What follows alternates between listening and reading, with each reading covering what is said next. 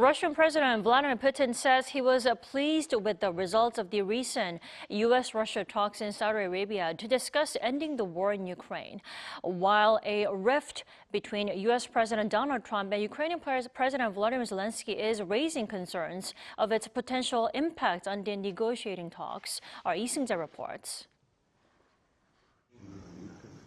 After Russian President Vladimir Putin was briefed on the outcome of the recent U.S. Russia talks in Saudi Arabia, the Russian leader expressed satisfaction, saying that he rates the talks highly. I rate them highly. There are results. They were open to the negotiating process without prejudice and condemnation of what has been done in the past. When asked about the exclusion of Ukraine from the recent talks in Saudi Arabia, Putin said Ukraine would not be excluded in future talks.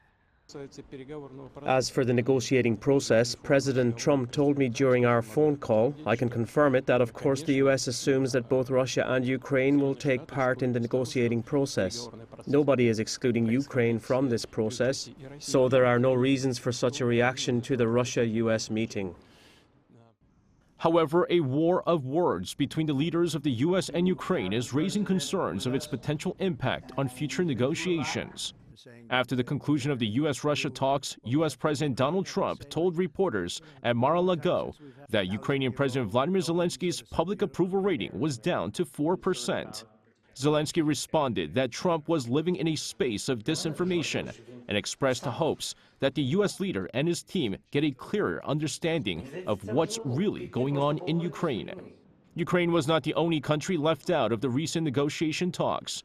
European countries were also absent, forcing their leaders to hold their own emergency meeting. The major talking point has been whether or not the European allies of Ukraine should send troops for further assistance. Germany, Italy, Spain, and Poland expressed reluctance. However, the UK said it is prepared to send its forces to Ukraine. French President Emmanuel Macron and British Prime Minister Keir Starmer will visit the U.S. next week, hopeful they too can take part in negotiations to end the Ukraine war. Seung-jae, Arirang News.